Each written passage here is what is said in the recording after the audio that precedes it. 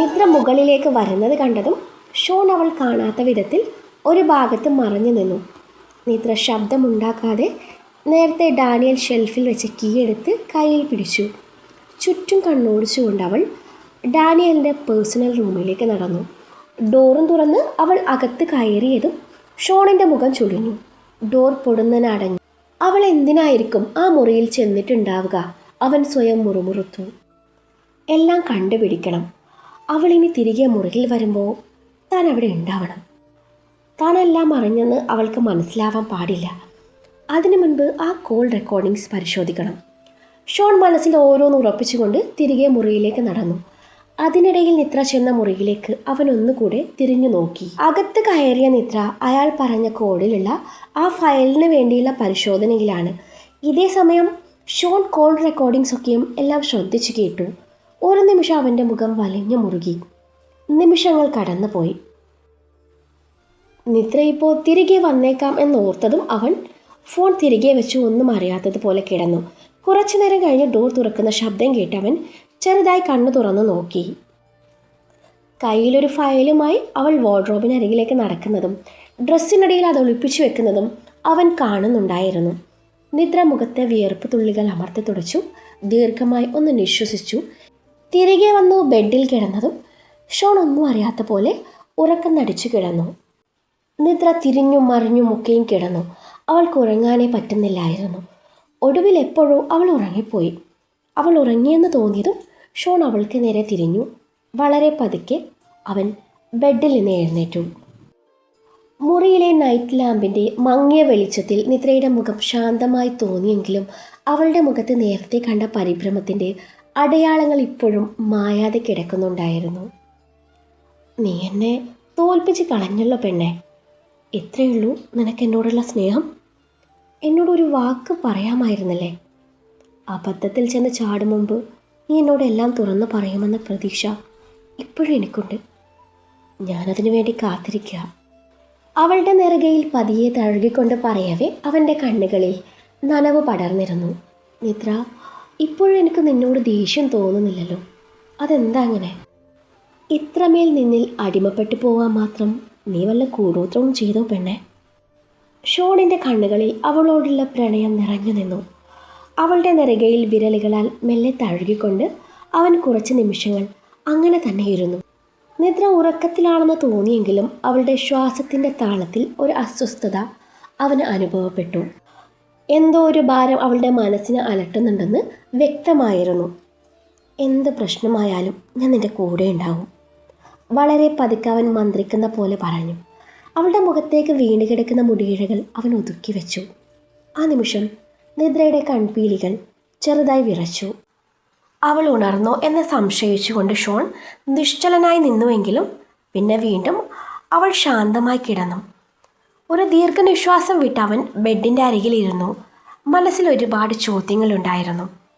എവിടെ നിന്ന് തുടങ്ങണം എന്നവന് ഒരു ഊഹവും ഇല്ലായിരുന്നു. ചിന്തകളെ പാടെ ഒഴിവാക്കി ഷോൺ ശബ്ദമുണ്ടാക്കാതെ വാർഡ്രോബിൻ്റെ അരികിലേക്ക് നടന്നു. നിദ്ര ഒളിപ്പിച്ച ഫയൽ ഏത് ഡ്രസ്സിനടിയിലാണെന്ന് അവൻ കണ്ടിരുന്നു. സൂക്ഷിച്ചുകൊണ്ട് വസ്ത്രങ്ങൾ മാറ്റി നോക്കിയതും ആ ഫയൽ അവൻ്റെ കയ്യിലെത്തി. ഒരു നിമിഷം അവൻ നിദ്രയെ നോക്കി. പിന്നീട് അവൻ ആ ഫയൽ തുറന്നു. ഫയൽ തിരികെ അവിടെ തന്നെ വെച്ചു. ഷോൺ തൻ്റെ ഫോണുമായി ബാൽക്കണിയിലേക്ക് നടന്നു. പിറ്റേന്ന് രാവിലെ ഷോൺ പോവാനുള്ള ഒരുക്കത്തിലാണ്. അവൻ നിദ്രയോട് സാധാരണ പോലെ പെരുമാറി. കോളേജിലേക്ക് പോവാനുള്ള ഒരുക്കമൊന്നും അവളുടെ ഭാഗത്ത് നിന്നില്ല എന്ന് കണ്ടതും ഷോൺ അവൾക്ക് നേരെ തിരിഞ്ഞു. നിദ്ര, നീ എന്താ റെഡിയാവാഞ്ഞത്? അത് പിന്നെ ചായ, ഞാനിന്ന് കോളേജിൽ പോകുന്നില്ല. അതെന്താ? അത് പിന്നെ എനിക്ക് നല്ല സുഖമില്ല. എന്താണ് എൻ്റെ ഭാര്യയുടെ അസുഖം? പക്ഷേ മുഖം കണ്ടിട്ട് അങ്ങനെയൊന്നും തോന്നുന്നില്ലല്ലോ. അവൻ അവളുടെ നെറ്റിയും കഴുത്തും ഒക്കെയും തൊട്ടു നോക്കി. അത് പിന്നെ എനിക്ക് പീരീഡ്സായി. ഇപ്പോൾ പെയിനൊന്നുമില്ല, പക്ഷേ കുറച്ച് കഴിഞ്ഞാൽ തുടങ്ങും. ചിലപ്പോൾ അതിലും വൈകും. എന്തായാലും ഞാനിന്ന് പോണില്ല. നമ്മുടെ ബഹുമാനപ്പെട്ട CM സാറ് ഞങ്ങൾ പെൺകുട്ടികൾക്ക് ഈ ടൈമിൽ 3 ദിവസത്തെ ലീവ് അനുവദിച്ചത് ഞാൻ അറിഞ്ഞില്ലായിരുന്നോ? ഓ അങ്ങനെ. അപ്പോൾ ഒരാഴ്ചത്തേക്ക് ഒന്നും നടക്കില്ല അല്ലേ? ഇന്നിനെ വെറുതെ ആശിക്കണ്ടല്ലോ അല്ലേ? അവളുടെ ചെവി ചെറുതായി കടിച്ചുവിട്ട് അവൻ്റെ കുറുമ്പോടയിൽ ആ ചോദ്യം കേട്ടതും അവളുടെ മുഖം നാണത്താൽ ചുവന്നു. ഇച്ചായ, ഇച്ചായന് ഈ ഒരു വിചാരം മാത്രമേ ഉള്ളൂ അല്ലേ? പോ അവിടുന്ന്. അവൾ കള്ള ദേഷ്യത്തിൽ അവൻ്റെ തോളിൽ ഒന്നടിച്ചു. ഷോൺ ചിരിച്ചുകൊണ്ട് അവളെ നോക്കി. പിന്നല്ലാതെ കെട്ട് കഴിഞ്ഞ് 10 ദിവസം കഴിഞ്ഞു. കല്യാണം കഴിഞ്ഞ് ഫസ്റ്റ് നൈറ്റ് അടുത്ത വർഷത്തേക്ക് നീട്ടിവെക്കാനേ. ഇത് സിനിമയും സീരിയലും ഒന്നും അല്ലല്ലോ. ഞാനിങ്ങനെ നിന്ന് മുരടിക്കത്തേ ഉള്ളൂ. ഒരാഴ്ച കഴിഞ്ഞോട്ടെ, അത് കഴിഞ്ഞ് നിന്ന് എൻ്റെ കയ്യിൽ കിട്ടുമല്ലോ. ഞാൻ ശരിയാക്കുന്നുണ്ട്. അത്രയും നാൾ കാത്തിരിക്കാം, അല്ലാതെ ഇപ്പം എന്ത് ചെയ്യാം? കാത്തിരിപ്പിൻ്റെ സുഖം അത് വേറെ തന്നെയാണല്ലോ. അവളെ മൊത്തത്തിലൊന്ന് ഒഴിഞ്ഞുകൊണ്ട് അവൻ പറഞ്ഞതും നിദ്രയുടെ മുഖം ചുവന്നു. എന്തായാലും നീ ഇന്ന് റെസ്റ്റ് എടുക്ക്. ഞാൻ ഫ്രീ ആകുമ്പോൾ വിളിക്കും. എന്തെങ്കിലും വേണമെങ്കിൽ പറഞ്ഞാൽ മതി. നിനക്ക് ആവശ്യമുള്ള സാധനങ്ങളൊക്കെയും വാർഡ്രോബിൻ്റെ ഏറ്റവും താഴെയുള്ള ഷെൽഫിലുണ്ട്. അതും പറഞ്ഞു അവൻ അവളുടെ നിറകയിൽ ചുംബിച്ചു. അവൻ്റെ മുഖത്തേക്ക് നോക്കിയ നിദ്രയുടെ നെഞ്ചിലൂടെ ഒരു കുറ്റബോധം കടന്നുപോയി. പറഞ്ഞത് മുഴുവൻ നുണയാണെന്ന് ഓർത്തപ്പോൾ അവൾക്ക് അവൻ്റെ കണ്ണിലേക്ക് നേരെ നോക്കാൻ പോലും കഴിഞ്ഞില്ല. ശരിയെന്ന പോലെ മൂളിക്കൊണ്ട് അവൾ തല കുലുക്കി. ഷോൺ അവളുടെ കവിളിൽ പതിയെ ഒന്ന് തട്ടി. നന്നായി ഭക്ഷണം കഴിക്കണം, വെള്ളം കുടിക്കണം, മനസ്സിലായോ? മനസ്സിലായി ചായ. അവന് ബാഗ് എടുത്ത് പുറത്തേക്ക് നടന്നു. ഡോറിനടുത്തെത്തിയിട്ടും എന്തോ ഓർമ്മ വന്ന പോലെ വീണ്ടും തിരഞ്ഞു. നിദ്ര, എന്താ? കുറച്ച് കഴിഞ്ഞേ ഞാൻ വീഡിയോ കോൾ ചെയ്യും. അപ്പോൾ മുഖം ഇങ്ങനെ വാടിയിരിക്കരുത്. അവൾ ചിരിക്കാൻ ശ്രമിച്ചു. ശരി, അവൾ മറുപടി പറഞ്ഞു. ഷോൺ പുറത്തേക്ക് പോയതും അവൾ ജനലിനരികിലേക്ക് നടന്നു. കാറിൽ കയറി പോകുന്ന അവനെ അവൾ നോക്കി നിന്നു. അവൻ്റെ കാർ ഗേറ്റിന് പുറത്തേക്ക് മറഞ്ഞതും അവളുടെ മുഖത്തെ ചിരി മാഞ്ഞു. മുറിയിലേക്ക് തിരികെ നടന്ന അവൾ ഫോൺ എടുത്ത് നോക്കി. സ്ക്രീനിൽ വീണ്ടും അതേ പേര് തെളിഞ്ഞു, ചീറ്റർ കോളിൻ.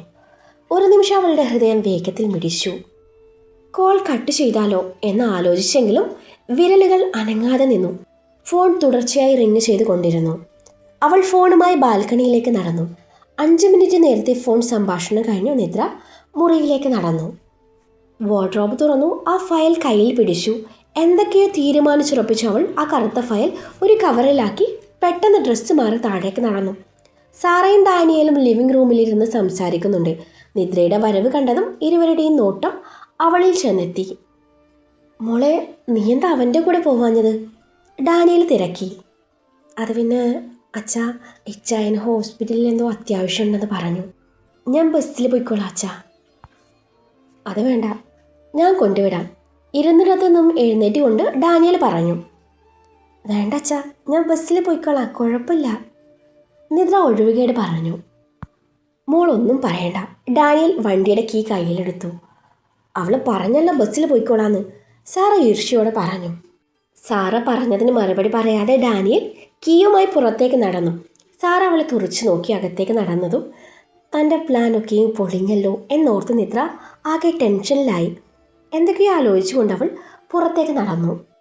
അപ്പോഴേക്കും ഡാനിയൽ ഷെഡിൽ നിന്നും വണ്ടി പുറത്തേക്ക് ഇറക്കി.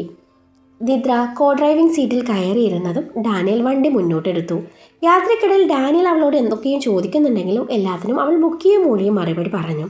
ഒടുവിൽ കോളേജ് എത്തിയതും ഡാനിയൽ വണ്ടി ഒതുക്കി നിർത്തി. നിദ്ര വണ്ടിയിൽ നിന്ന് ഇറങ്ങിയതും അയാൾ അവളോട് യാത്ര പറഞ്ഞ് വണ്ടിയെടുത്ത് അവിടെ നിന്ന് പോയി. ഡാനിയൽ അവിടെ നിന്ന് പോയതും നിദ്ര ഒരു ഓട്ടോയ്ക്ക് കൈ കാണിച്ച് നിർത്തി അതിൽ കയറിപ്പോയി. ഇതേ സമയം മറ്റൊരിടത്ത് ഷോൺ തൻ്റെ വണ്ടി ഒരു ഭാഗത്ത് നിർത്തിയിട്ട് തൻ്റെ സുഹൃത്തുമായി സംസാരിക്കുന്നുണ്ട്. ആ നേരത്താണ് ഷോണിൻ്റെ ഫോണിലേക്ക് ഒരു അലേർട്ട് മെസ്സേജ് വരുന്നത്. നിദ്ര വീട്ടിൽ നിന്നും ഇറങ്ങി എന്നതിനുള്ള സൂചനയായിരുന്നു അത്. അജു, താങ്ക്സ്. കാര്യങ്ങളൊക്കെയും നമ്മൾ വിചാരിച്ചതുപോലെ നടക്കുന്നുണ്ട്. നിദ്ര വീട്ടിൽ നിന്ന് ഇറങ്ങിയതിൻ്റെ സൂചന കിട്ടിയിട്ടുണ്ട്. എടാ അജു, എന്നാ ഞാൻ വെക്കട്ടെ, ഷോൺ തൻ്റെ സുഹൃത്തിനോട് പറഞ്ഞു. ഷോൺ, ഞാൻ കൂടെ വരാണോ? വേണ്ടടാ, ഇത് ഞാൻ ഒറ്റയ്ക്ക് മാനേജ് ചെയ്തോളാം. എന്നാൽ ഞാൻ പിന്നെ വിളിക്കാം. അത്രയും പറഞ്ഞ് ഷോൺ കോൾ അവസാനിപ്പിച്ചു. അവൻ്റെ മുഖത്ത് എന്തൊക്കെയോ ഭാവങ്ങൾ മിന്നി മറഞ്ഞു. നിദ്ര അറിയാതെ ഷോൺ തൻ്റെ പോലീസ് സുഹൃത്തിൻ്റെ സഹായത്തോടെ അവളുടെ ബാഗിൽ ഘടിപ്പിച്ച ആ ട്രാക്കർ അവന് ആവശ്യമുള്ള സൂചനകൾ നൽകിക്കൊണ്ടേയിരുന്നു. കഴിഞ്ഞ ദിവസം രാത്രി തന്നെ ഷോൺ തൻ്റെ സുഹൃത്ത് അജ്മൽ മുഖേന കരുക്കൾ നീക്കിയിരുന്നു. അവൻ്റെ മുഖത്ത് ഒരു തരം ചിരി വിരിഞ്ഞു. അവിടുന്ന് അവൻ്റെ വണ്ടി ലക്ഷ്യസ്ഥാനത്തേക്ക് നീങ്ങിക്കൊണ്ടിരുന്നു. അവരയച്ചു കൊടുത്ത ലൊക്കേഷൻ പ്രകാരം ഹൈവേയിലൂടെ നിദ്ര സഞ്ചരിച്ച ഓട്ടോ മുന്നോട്ട് നീങ്ങി. ഒടുവിൽ ഓട്ടോ ഒരു മണ്ണിട്ട റോഡിലേക്ക് തിരിഞ്ഞു. വളവുകളും ചെരിവുകളും പിന്നിട്ട് അവിടുന്ന് ഓട്ടോ മുന്നോട്ട് നീങ്ങി. അരമണിക്കൂർ നേരത്തെ യാത്രയ്ക്കൊടുവിൽ ലൊക്കേഷൻ അവസാനിച്ചത് ഒരു വിജനമായ മൈതാനത്തിലും. നിദ്ര പുറത്തേക്കൊന്ന് കണ്ണോടിച്ചുകൊണ്ട് വണ്ടിയിൽ നിന്നും ഇറങ്ങി. കൊച്ചേ, ഈ സ്ഥലം അത്ര നല്ലതല്ല. ഓട്ടോയ്ക്ക് ക്യാഷ് കൊടുക്കാൻ നേരം ഓട്ടോക്കാരൻ മുന്നറിയിപ്പ് നൽകി. ഒരു നിമിഷം നിദ്രയ്ക്ക് പേടി തോന്നി. കുഴപ്പമില്ല ചേട്ടാ, എൻ്റെ കൂട്ടുകാരികളെ ഇവിടെ വരാമെന്ന് പറഞ്ഞിട്ടുണ്ട്. ഇവിടെ ഒരു വെള്ളച്ചാട്ടമില്ലേ, ഞങ്ങൾ അങ്ങോട്ട് പോവുക, നിദ്ര പറഞ്ഞൊപ്പിച്ചു. ഞാൻ പറയാനുള്ളത് പറഞ്ഞു. അതും പറഞ്ഞ അയാൾ പണവും വാങ്ങി ഓട്ടോ സ്റ്റാർട്ട് ചെയ്ത് മുന്നോട്ട് നീങ്ങി. ഓട്ടോ പോയതും നിദ്ര ചുറ്റും കണ്ണോടിച്ചു. ആ സ്ഥലം കണ്ടതും അവളിലെ ഭയം ഇരട്ടിച്ചു. ചുറ്റും നോക്കിയ നിദ്രയുടെ നെഞ്ചെടുപ്പ് പതിയെ കൂടി. മൈതാനത്തിൻ്റെ ഒരു വശത്ത് കാട് പിടിച്ച മരങ്ങൾ, മറുവശത്ത് പകുതിയായി തകർന്ന ഒരു പഴയ കെട്ടിടം. ആളുകളുടെ സാന്നിധ്യം എവിടെയും കാണാനില്ല. കാറ്റ് വീശുമ്പോൾ ഉണങ്ങിയ പുല്ലുകൾ തമ്മിൽ ഉരസുന്ന ശബ്ദം മാത്രം. അവൾ ഫോൺ എടുത്ത് സമയം നോക്കി. അവരെ പറഞ്ഞ സമയത്തേക്കാൾ 5 മിനിറ്റ് കഴിഞ്ഞിരുന്നു. എവിടെയായിരിക്കും? അവൾ സ്വയം പിറുപിറുത്തു. അപ്പോഴാണ് ഫോൺ വൈബ്രേറ്റ് ചെയ്തത്. സ്ക്രീനിൽ തെളിഞ്ഞ പേര് കണ്ടതും അവളുടെ മുഖം വലഞ്ഞു മുറുകി. Cheater calling. ഒരു നിമിഷം ഫോൺ എടുക്കണോ വേണ്ടയോ എന്ന് അവൾ സംശയിച്ചു. ഒടുവിൽ ധൈര്യം സംഭരിച്ച് കോൾ അറ്റൻഡ് ചെയ്തു. ഞാൻ എത്തി, നിദ്ര ചുറ്റും നോക്കിക്കൊണ്ട് പറഞ്ഞു. അപ്പുറത്തു നിന്നും ഒരു ചെറിയ ചിരി കേട്ടു. അറിയാം. ആ മറുപടി കേട്ടതും നിദ്രയുടെ കൈകൾ വിറച്ചു. അവളുടെ കണ്ണുകൾ ഭയത്തോടെ ചുറ്റും പാഞ്ഞു. എവിടെയാ നിങ്ങൾ? നിദ്ര ചോദിച്ചു. അത്ര ധൃതി വേണ്ട. കറുത്ത കവറിലുള്ള ആ ഫയൽ നിന്റെ കയ്യിലുണ്ടല്ലോ. ആ നിമിഷം നിദ്ര അറിയാതെ തന്നെ ആ കവർ തൻ്റെ നെഞ്ചോട് ചേർത്ത് പിടിച്ചു. ഉണ്ട്. ആ വീഡിയോ ക്ലിപ്സ് മുഴുവനും എൻ്റെ കയ്യിലെത്തിയിട്ട് ഞാൻ ഈ ഫയൽ നിങ്ങളെ ഏൽപ്പിക്കുള്ളൂ. നിദ്ര അത് പറഞ്ഞതും വീണ്ടും അപ്പുറത്തു നിന്നും ചിരി. അവൾ എന്തെങ്കിലും പറയുന്നതിന് മുൻപ് തകർന്ന കെട്ടിടത്തിൻ്റെ പിന്നിൽ നിന്ന് ഒരാൾ പതിയെ പുറത്തേക്ക് നടന്നു വന്നു. മുഖം വ്യക്തമായി കാണാൻ കഴിയുന്നില്ല. കറുത്ത ഹൂഡി തലയിലിട്ടിരിക്കുന്നു. നിദ്രയുടെ ശ്വാസം ഒരു നിമിഷം നിലച്ചു. ഫോണിലൂടെ അതേ ശബ്ദം വീണ്ടും കേട്ടു. ഫോൺ കട്ട് ചെയ്യ്, എന്നിട്ട് അയാളുടെ കൂടെ മുന്നോട്ട് നടക്ക്, അയാൾ പറഞ്ഞു. നിദ്ര പതുക്കെ ഫോൺ ചെവിയിൽ നിന്ന് മാറ്റി. വിറയുന്ന വിരലുകളോടെ കോൾ അവസാനിപ്പിച്ചു. അവളുടെ കണ്ണുകൾ ആ രൂപത്തിൽ തറച്ചു നിന്നു. ആൾ പതിയെ മുന്നോട്ട് നടന്നു. ഓരോ ചുവടും അടുത്തെത്തുമ്പോൾ നിദ്രയുടെ ഹൃദയം കൂടുതൽ വേഗത്തിൽ മിടിച്ചു. ഒടുവിൽ ഏതാനും അടി അകലെ വന്ന് അയാൾ നിന്നു. ഹുഡിയുടെ നിഴലിൽ മറഞ്ഞ മുഖം ഇപ്പോഴും വ്യക്തമായിരുന്നില്ല. നിദ്രയുടെ വിരലുകൾ കറുത്ത ഫയലിൻ്റെ അരികിൽ മുറുകെ പിടിച്ചു. നടക്ക്, അയാൾ പറഞ്ഞു. ആ ശബ്ദം കേട്ട നിമിഷം നിദ്രയുടെ ശരീരത്തിലൂടെ ഒരു വിറയൽ പാഞ്ഞു. അവൾ അനങ്ങാതെ നിന്നു. ആരാണ് നിങ്ങൾ? അവൾ ധൈര്യം സമ്പാദിച്ചുകൊണ്ട് ചോദിച്ചു. അയാൾ മറുപടി പറഞ്ഞില്ല. ഞാൻ പറഞ്ഞത് കേട്ടില്ലേ, മുന്നോട്ട് നടക്ക്. ആ ശബ്ദത്തിൽ ഭീഷണിയോ ദേഷ്യമോ ഒന്നും ഉണ്ടായിരുന്നില്ല. പക്ഷേ എതിർക്കാൻ പറ്റാത്ത ഒരു തണുപ്പുണ്ടായിരുന്നു. നിദ്രയുടെ തൊണ്ട വരണ്ടു. നമ്മൾ എവിടേക്കാ പോകുന്നേ? അവൾ ചോദിച്ചു. ചോദ്യങ്ങൾ വേണ്ട. അതും പറഞ്ഞ അയാൾ തിരിഞ്ഞ് തകർന്ന കെട്ടിടത്തിൻ്റെ പിന്നിലേക്കുള്ള വഴിയിലൂടെ നടക്കാൻ തുടങ്ങി. ഒരു നിമിഷം അവൾ അവിടെ തന്നെ നിന്നു. ഓടിപ്പോകണോ, സഹായത്തിന് ആരെങ്കിലും വിളിക്കണോ? പക്ഷേ ഫോൺ ചെയ്ത ആൾക്ക് തൻ്റെ ഓരോ നീക്കവും അറിയാമെന്ന തോന്നൽ അവളെ പിന്തുടർന്നു. കയ്യിൽ മുറുകെ പിടിച്ചിരുന്ന കറുത്ത ഫയലിലേക്ക് അവൾ ഒന്ന് നോക്കി. എന്തായാലും മുന്നോട്ട് പോകാതെ വഴിയില്ല. ഹൃദയമിടിപ്പ് അടക്കാൻ ശ്രമിച്ചുകൊണ്ട് നിദ്ര അയാളുടെ പിന്നാലെ നടന്നു. തകർന്ന കെട്ടിടത്തിൻ്റെ പിറകുവശത്തെത്തിയപ്പോൾ അവൾ അമ്പരന്ന് നിന്നു. അവിടെ നിലത്ത് പകുതിയായി മണ്ണിൽ പുതഞ്ഞു കിടക്കുന്ന ഒരു ഇരുമ്പ് വാതിലുണ്ടായിരുന്നു. ഒരു ഭൂഗർഭ അറയിലേക്കുള്ള പ്രവേശന കവാടം പോലെ. അയാൾ കുനിഞ്ഞ് വാതിലിൻ്റെ പൂട്ടിൽ കൈവച്ചു. ഒരു പഴയ ശബ്ദത്തോടെ അത് തുറന്നു. അകത്തുനിന്ന് തണുത്ത കാറ്റ് പുറത്തേക്ക് അടിച്ചു. ഇരുട്ട് മാത്രം. നിദ്രയുടെ നെഞ്ചെടുപ്പ് വീണ്ടും കൂടി. അയാൾ പതിയെ അവളിലേക്ക് തിരിഞ്ഞു. അകത്തു നിന്നും നേതാവെന്ന് തോന്നിപ്പിക്കുന്ന വിധത്തിൽ നല്ല പൊക്കമുള്ള ഒരാൾ പുറത്തിറങ്ങി. തികച്ചും അപരിചിതനായ ഒരാൾ. വരണം മിസ്സിസ് ഷോൺ. പരുക്കൻ ശബ്ദത്തോടെ അയാൾ നിദ്രയെ വരവേറ്റു. നേരത്തെ ഫോണിൽ കേട്ട ശബ്ദം തന്നെയാണിതെന്ന് അവൾക്ക് മനസ്സിലായി. ആ ഫയൽ തന്നേക്ക്, അയാൾ ഗൗരവത്തിൽ പറഞ്ഞു. ആദ്യം ആ വീഡിയോ താ. നിദ്രയുടെ ശബ്ദം വിറച്ചിരുന്നു. പക്ഷേ കണ്ണുകളിൽ ഭയം മാത്രമല്ല വാശിയുണ്ടായിരുന്നു. അയാൾ ചെറുതായി ചിരിച്ചു. നിങ്ങൾക്കിപ്പോഴും കാര്യങ്ങളൊന്നും മനസ്സിലായില്ലെന്ന് തോന്നുന്നു മിസ്സിസ് ഷോൺ. ആ ഫയലിങ് തന്നേക്ക്. എനിക്ക് വേണ്ടത് ആ വീഡിയോ ആണ്. അത് കിട്ടാതെ ഞാൻ ഈ ഫയൽ നിങ്ങൾക്ക് തരില്ല, നിദ്ര ഉറപ്പിച്ചു പറഞ്ഞു. അയാളുടെ പിന്നിൽ നിന്നിരുന്ന മറ്റൊരു സഹായി നിദ്രയെ സൂക്ഷിച്ചു നോക്കി. ഒരു നിമിഷം അവിടെ മുഴുവൻ നിശബ്ദത. കൂടെ ഉണ്ടായിരുന്ന അയാൾ നിദ്രയുടെ കയ്യിൽ നിന്നും ഫയൽ പിടിച്ചു വാങ്ങി അത് നേതാവിനെ ഏൽപ്പിച്ചു. നിദ്ര എതിർക്കാൻ നോക്കിയെങ്കിലും ശ്രമം പരാജയപ്പെട്ടു. നേതാവ് വിജയീഭാവത്തിൽ നിദ്രയെ നോക്കിക്കൊണ്ട് കറുത്ത ഫയലിൻ്റെ സിബ് തുറന്നതും അയാളുടെ മുഖം പൊടുന്നനെ ഇരുണ്ടു. ഞരമ്പുകൾ വലിഞ്ഞു മുറുകി. ആ ഫയലിനകത്ത് ഒന്നുമില്ലായിരുന്നു. എടി, ഇതാണോടി നിന്റെ ഫയൽ? എന്നെ തോൽപ്പിക്കാന്ന് കരുതിയോ? ആ കറുത്ത ഫയൽ അവളുടെ ദേഹത്തേക്ക് വലിച്ചെറിഞ്ഞ് അവളുടെ കവിള് കുത്തിപ്പിടിച്ചുകൊണ്ട് അയാൾ രൗദ്രഭാവത്തിൽ ചോദിച്ചു. അവൾ ആ ഫയൽ എടുത്തു നോക്കി. അതിനകത്ത് ഒന്നുമില്ലായിരുന്നു. ഒരു നിമിഷം നിദ്രയും സ്തംഭിച്ചു നിന്നുപോയി. രാത്രിയിൽ ഇതിനകത്ത് ആ പേപ്പേഴ്സൊക്കെ ഉണ്ടായിരുന്നതാണല്ലോ. ഇങ്ങോട്ട് വരുമ്പോൾ താനത് തുറന്നു നോക്കിയതുമില്ല. ആരാത് മാറ്റിയത്? ഇനിയിപ്പോൾ ഇച്ചായനെങ്ങാനും. നിദ്ര സ്വയം മുറുമുറുത്തു.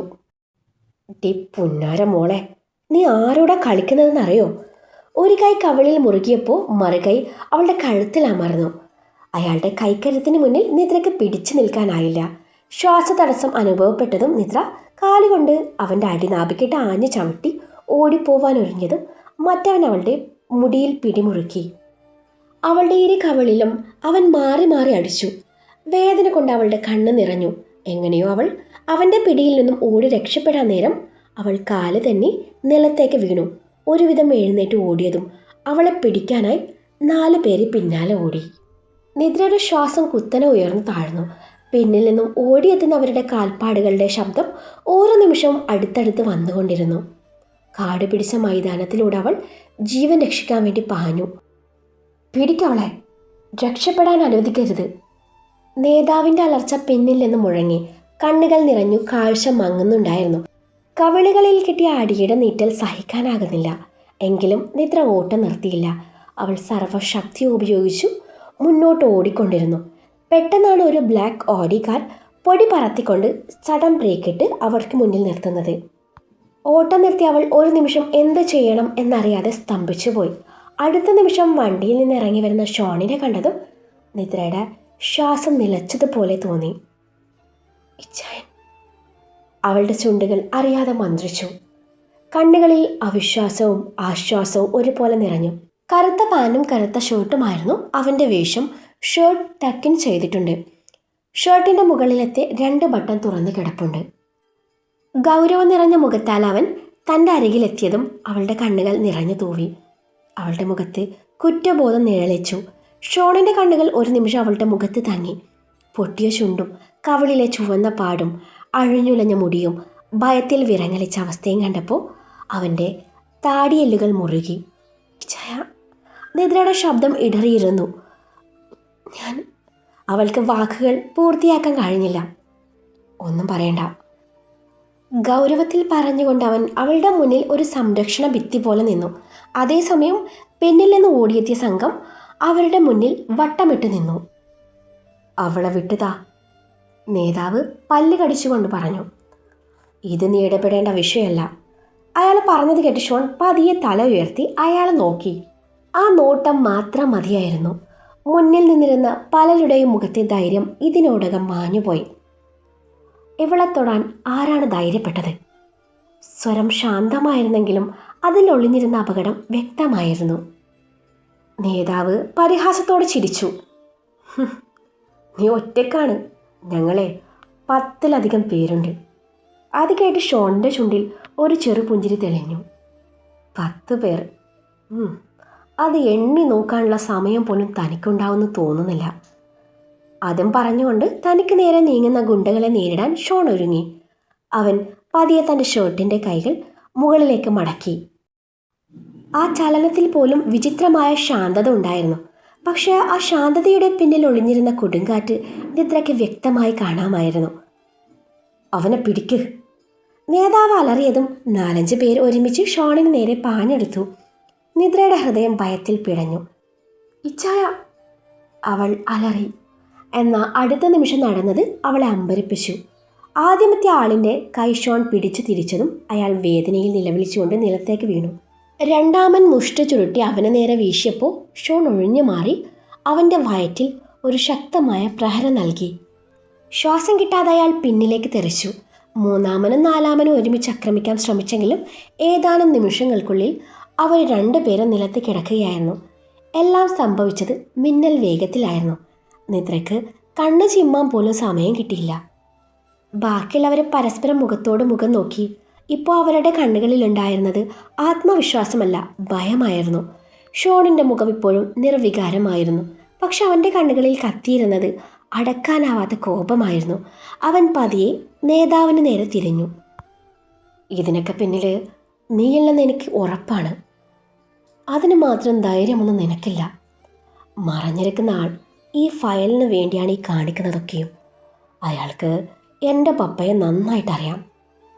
പറ, ആരാണ് അയാൾ? ശാന്തമായ ശബ്ദത്തിൽ ഷോൺ ചോദിച്ചു. നേതാവ് ഒരു നിമിഷം പതറി, എങ്കിലും ധൈര്യം നടിച്ച് ചിരിക്കാൻ ശ്രമിച്ചു. നിനക്കതറിഞ്ഞിട്ട് എന്തു ചെയ്യാനാ? അടുത്ത നിമിഷം ഷോൺ അവൻ്റെ മുന്നിലെത്തി. എങ്ങനെ എത്തിയെന്ന് പോലും നേതാവിന് മനസ്സിലായില്ല. അവൻ്റെ ഷർട്ടിൻ്റെ കോളറിൽ ഷോണിൻ്റെ കൈ മുറുകി. ഞാൻ ചോദിച്ച ചോദ്യത്തിന് ഉത്തരം പറയേ. ഷോണിൻ്റെ ശബ്ദം ഇത്തവണ അപകടമാം വിധം താഴ്ന്നിരുന്നു. നേതാവിൻ്റെ മുഖത്തെ നിറം മങ്ങി. അവൻ്റെ നെറ്റിയിൽ വിയർപ്പ് കണങ്ങൾ പൊടിഞ്ഞു. ഷോണിൻ്റെ പിടി അയാളിൽ മുറുകിക്കൊണ്ടിരുന്നു. പറയാൻ ആരാണ് അയാൾ? ഷോൺ വീണ്ടും ചോദിച്ചു. നേതാവ് വേദനയിൽ മുഖം ചുളിച്ചു. എനിക്കറിയില്ല, അവൻ വിറയലോടെ പറഞ്ഞു. അടുത്ത നിമിഷം ഷോണിൻ്റെ കണ്ണുകൾ ഒന്നുകൂടെ ചുവന്നു. കള്ളം പറയരുത്. അവൻ്റെ ആ ശബ്ദം കേട്ടതും നേതാവിൻ്റെ ധൈര്യം പൂർണ്ണമായും ചോർന്നു. ഞങ്ങൾ വെറുമൊരു ഇടനിലക്കാരാണ്, അവൻ കഷ്ടപ്പെട്ട് പറഞ്ഞു. ഫയൽ കൈക്കലാക്കാൻ പറഞ്ഞത് മറ്റൊരാളാണ്. നിദ്രയും ശ്വാസം അടക്കിയത് കേട്ടു നിന്നു. ആര്? ഷോൺ ചോദിച്ചു. നേതാവ് മറുപടി പറയാൻ മടിച്ചു. ഷോണിൻ്റെ വിരലുകൾ കോളറിൽ കൂടുതൽ മുറുകി. പറയാം, ഒന്നും ചെയ്യരുത്, നേതാവ് വേഗം പറഞ്ഞു. ആ നിമിഷം ചുറ്റും നോക്കിയ ശേഷം അവൻ പതിയെ പറഞ്ഞു. ഞങ്ങൾക്കൊക്കെ നിർദ്ദേശം തരുന്നത് മാസ്റ്റർ എന്ന പേരിലാണ്. യഥാർത്ഥ പേര് ആർക്കും അറിയില്ല. അത് കേട്ടതും ഷോണിൻ്റെ മുഖത്ത് യാതൊരുവിധ ഭാവവ്യത്യാസവും ഇല്ലായിരുന്നു. നിങ്ങളുടെ മാസ്റ്റർ ഇപ്പോൾ എവിടെയുണ്ട്? അറിയില്ല. വീണ്ടും കള്ളം പറയുന്നോ? ഷോൺ അവൻ്റെ മൂക്കിന് നേരെ ഒരു കനത്ത ഇടിയിറക്കി. സത്യം, നേതാവ് വേദനയോടെ അലറി. ഞങ്ങൾ നേരിട്ട് അയാളെ കണ്ടിട്ടില്ല. ഫോണിലൂടെയാണ് എല്ലാ നിർദ്ദേശങ്ങളും കിട്ടാറുള്ളത്. ഷോൺ കുറച്ചു നേരം അവൻ്റെ കണ്ണുകളിലേക്ക് സൂക്ഷിച്ചു നോക്കി. അവൻ സത്യം പറയുകയാണെന്ന് തോന്നിയതോടെ പിടി പതിയെ വിട്ടു. നേതാവ് ആർത്തിയോടെ ശ്വാസം വലിച്ചെടുത്തു. ആ വീഡിയോയുടെ ബാക്കി എവിടെയുണ്ട്? ഷോണിൻ്റെ ആ ചോദ്യം കേട്ടതും അയാളുടെ മുഖത്ത് പരിഭ്രമം പടർന്നു. പക്ഷേ മറുപടി വന്നില്ല. പറയടാ.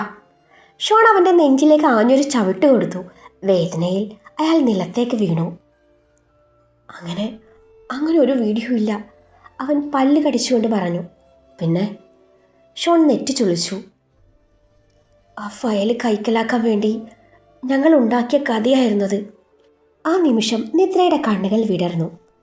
അപ്പോൾ നീ അയച്ച ആ വീഡിയോയിൽ കണ്ടതോ? അതിൽ നിദ്രയുടെ അനിയത്തിയുടെ കൂടെ ഉണ്ടായിരുന്ന ആ പയ്യൻ ഇപ്പം എവിടെയാണ്? അവൻ നിന്റെ ആളാണെന്ന് എനിക്കറിയാം. അന്ന് അവിടെ എന്താണ് ശരിക്കും നടന്നത്? മറുപടി പറയാൻ അയാളെ മടിച്ചതും ഷോൺ അവൻ്റെ കൈ പിടിച്ച് ശക്തിയായി തിരിച്ചു. പറയാം. വേദന കൊണ്ട് അയാൾ അലറിയതും ഷോൺ പിടിവിട്ടു. അവൻ ജിതിൻ, എൻ്റെ അകന്ന ബന്ധുവാ. ഞങ്ങൾ തൊട്ടടുത്താണ് താമസം. അന്നവന് നല്ല ഉദ്ദേശത്തോടെയല്ല ആ പെൺകുട്ടിയെ റിസോർട്ടിലേക്ക് കൊണ്ടുപോയത്. കള്ളം പറഞ്ഞാണ് അവനവളെ അവിടെ എത്തിച്ചത്. ജ്യൂസിൽ മയക്കുമരുന്ന് കലർത്തി അവനവളെ മുറിയിലെത്തിച്ചു. നിങ്ങൾ വീഡിയോയിൽ കണ്ടതും അതാണ്. വീഡിയോ ചിത്രീകരിച്ച് ഭീഷണിപ്പെടുത്തി പണം തട്ടുക, അതായിരുന്നു അവൻ്റെ ഉദ്ദേശം. പക്ഷേ അതിനിടെയാണ് അവൻ്റെ അമ്മയ്ക്ക് അപകടം പറ്റിയെന്ന വാർത്ത വീട്ടിൽ നിന്നും വരുന്നത്. അതുകൊണ്ട് അന്നത്തെ പദ്ധതി അവൻ ഉപേക്ഷിച്ചു. അതിനപ്പുറം അന്നവിടെ ഒന്നും സംഭവിച്ചിട്ടില്ല. എല്ലാം ഞങ്ങൾ ഉണ്ടാക്കി പറഞ്ഞതാ. നിങ്ങളുടെ വിവാഹത്തിൻ്റെ 2 ദിവസം മുൻപാണ് മാസ്റ്ററിൻ്റെ വിളി എനിക്ക് വരുന്നത്. ആ ഫയൽ എങ്ങനെയും കൈക്കലാക്കുക എന്നതായിരുന്നു എൻ്റെ ജോലി. അത് കൈക്കലാക്കാനുള്ള പദ്ധതി ഞാൻ ഒരുക്കി. ഒടുവിൽ ഞാൻ ഡോക്ടറുടെ ഭാവി വധുവിലേക്കെത്തി. അവളുടെ അനിയത്തി ജിതിൻ്റെ കാമുകിയാണെന്ന് ഞാൻ കണ്ടെത്തിയിരുന്നു. അങ്ങനെ ഞാൻ ജിതിനെ കണ്ടു. ഫയലെടുക്കാൻ എന്നെ സഹായിച്ച പണം തരാമെന്ന് പറഞ്ഞപ്പോൾ അവനാണ് ഈ വീഡിയോ എനിക്ക് തന്നത്. പിന്നീട് ഞങ്ങൾ 2 പേരും ചേർന്ന് അതിനെ ഒരു ആയുധമാക്കി. വാക്കുകൾ അവസാനിച്ചതും ഷോണിൻ്റെ മുഖം ഇരുണ്ടു. ഒറ്റ നിമിഷം കൊണ്ട് അയാളുടെ കഴുത്തിൽ ഷോണിൻ്റെ കൈ മുറുകി. ഈ വീഡിയോയുടെ ഒറിജിനൽ എവിടെയുണ്ട്? ശ്വാസം മുട്ടിത്തുടങ്ങിയതോടെ നേതാവ് വിറച്ചുകൊണ്ട് തങ്ങളുടെ താവളത്തിലേക്ക് അവരെ കൂട്ടിക്കൊണ്ടുപോയി. അവിടെയുണ്ടായിരുന്ന ലാപ്ടോപ്പുകളും മൊബൈൽ ഫോണുകളും ഹാർഡ് ഡിസ്കുകളും മെമ്മറി കാർഡുകളും ഷോൺ ഒന്നൊന്നായി തകർത്തു. എല്ലാം ഒരുമിച്ച് കൂട്ടി തീയിട്ടു. തീയുടെ ജ്വാലകൾ ഉയരുമ്പോൾ അവൻ വീണ്ടും നേതാവിന് മുന്നിലെത്തി. ഇനി ഇതെങ്ങാനും കുത്തിപ്പൊക്കി എൻ്റെ മുന്നിൽ വന്ന നിന്റെ ജീവന് ബാക്കിയുണ്ടാവില്ല. നിനക്കെന്നെ ശരിക്കും അറിയില്ല. ഒരാളുടെ ജീവൻ സംരക്ഷിക്കാൻ മാത്രമല്ല, ഒരാളുടെ ജീവൻ എടുക്കാനും ഡോക്ടർ ആഷോൺ ഡാനിയലിന് നന്നായിട്ടറിയാം. ഷോണിൻ്റെ ശബ്ദം മഞ്ഞ് പോലെ തണുത്തിരുന്നു. നിന്റെ മാസ്റ്ററെ ഞാൻ തന്നെ കണ്ടെത്തും. പിന്നെ ജിതിൻ, അവനുള്ള കണക്ക് അത് വേറെയുണ്ട്. അത്രയും പറഞ്ഞവൻ മുഷ്ടി ചുരുട്ടി നേതാവിൻ്റെ മൂക്കിന് നേരെ അവസാനത്തെ ഒരു ഇടി കൂടി കൊടുത്തു. നേതാവ് നിലത്തേക്ക് വീണു. ഷോൺ തിരിഞ്ഞ് നിദ്രയുടെ കൈയും പിടിച്ച് മുന്നോട്ട് നടന്നു. ഒരു വാക്ക് പോലും പറയാതെ അവൻ അവളുമായി മുന്നോട്ട് നടന്നു. നിദ്ര അവനെ തന്നെ നോക്കി നടക്കുന്നുണ്ട്. ഭയവും ആശ്വാസവും പ്രണയവും കടന്ന് അവളുടെ കണ്ണുകളിൽ ഇപ്പോൾ മറ്റൊന്നായിരുന്നു, ആരാധന. അവൾ മിണ്ടാതെ അവനൊപ്പം നടന്നു. വണ്ടിക്കരികിലെത്തിയതും ഷോൺ പെട്ടെന്ന് നടത്തം നിർത്തി. നിദ്ര അമ്പരന്ന് അവനെ നോക്കി. അവൻ്റെ കൈകൾ ഇപ്പോഴും ചെറുതായി വിറയ്ക്കുന്നുണ്ടായിരുന്നു. കോപം പൂർണ്ണമായും അടങ്ങിയിരുന്നില്ല. ഇച്ചായ, അവൾ പതിയെ വിളിച്ചു. അവൻ മറുപടി പറയാതെ അവളെ കോ ഡ്രൈവിംഗ് സീറ്റിലിരുത്തി. ശേഷം അവൻ ഡ്രൈവിംഗ് സീറ്റിൽ കയറിയിരുന്നു. വണ്ടിയിലെത്തിയിട്ടും അവനിൽ ഭാവമാറ്റമൊന്നുമില്ലായിരുന്നു. ഇച്ചായ, എന്നൊന്ന് നോക്കൂ പ്ലീസ്. അവളുടെ ശബ്ദത്തിൽ സ്നേഹവും വേദനയും നിറഞ്ഞിരുന്നു. ഷോൺ അവളോട് ഒന്നും ചോദിക്കാനോ പറയാനോ നിൽക്കാതെ ഡാഷ്ബോർഡ് ബോക്സിൽ നിന്നും ഫസ്റ്റ് എയ്ഡ് കിറ്റെടുത്തു. ഒരു കഷ്ണം കോട്ടൺ എടുത്ത് അവളുടെ മുറിഞ്ഞ ചുണ്ടിലെ രക്തമൊപ്പുമ്പോൾ അവളുടെ കവിളിലെ വിരൽപ്പാടുകൾ അവളെക്കാളേറെ അവനെ വേദനിപ്പിക്കുന്നുണ്ടായിരുന്നു. പക്ഷെ അത് പുറത്ത് പ്രകടിപ്പിക്കാതെ മുഖത്ത് ഗൗരവത്തിൻ്റെ മുഖംമൂടി അണിഞ്ഞ് അവളോട് മിണ്ടിയില്ല. അവൻ്റെ നിശബ്ദത അവൾക്ക് സഹിക്കാവുന്നതിലും അപ്പുറമായിരുന്നു. ഇച്ചായ പ്ലീസ്, അവൾ വീണ്ടും വിളിച്ചു. അപ്പോഴും മറുപടിയില്ല. ആ കോട്ടൺ മാറ്റി പുതിയതെടുത്ത് അവൻ അവളുടെ കവിളിലെ മുറിവ് വൃത്തിയാക്കാൻ തുടങ്ങി. അവൻ്റെ വിരലുകൾ വളരെ ശ്രദ്ധയോടെയായിരുന്നു ചലിച്ചത്. പക്ഷെ മുഖം ഇപ്പോഴും കല്ല് പോലെയുണ്ട്. എന്നോട് ദേഷ്യമാണോ? നിദ്രയുടെ ശബ്ദം വിറച്ചു. അവനൊരു നിമിഷം നിർത്തി. പിന്നെ വീണ്ടും മുറിവ് വൃത്തിയാക്കാൻ തുടങ്ങി. ഇച്ചായ. അവൾ അവൻ്റെ മുഖം തനിക്ക് നേരെ കൊണ്ടുവന്നു. അന്നേരം ഷോൺ അവളുടെ കൈയെടുത്ത് മാറ്റി തൻ്റെ പ്രവൃത്തി അവസാനിപ്പിച്ചു. സീറ്റ് ബെൽറ്റ് ധരിച്ചു. വണ്ടി മുന്നോട്ടെടുത്തു. ആ യാത്രക്കിടയിൽ ഇരുവർക്കിടയിൽ മൗനം തളം കെട്ടി നിന്നു. നിദ്ര കണ്ണു നിറച്ചു അവനെ തന്നെ നോക്കിയിരുന്നപ്പോൾ അവൻ്റെ ശ്രദ്ധ ഡ്രൈവിങ്ങിൽ മാത്രമായിരുന്നു.